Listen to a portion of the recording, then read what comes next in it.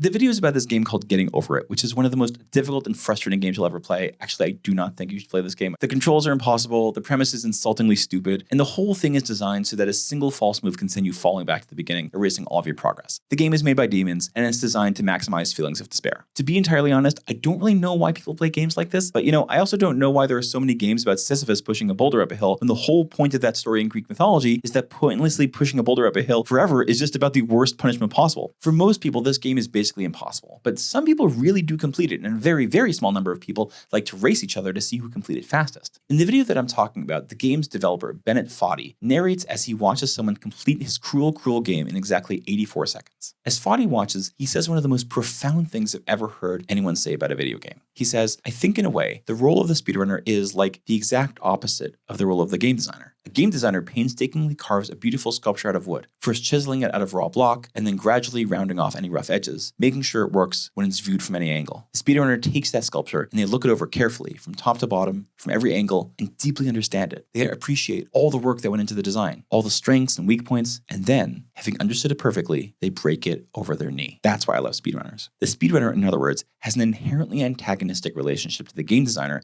because it's the speedrunner's job to know the game better than the developers themselves, to seek out the game's holes not for the purpose of sewing them up, but in order to ram a car through them. And that, in essence, is exactly what Rabbinic Judaism does to the Hebrew Bible.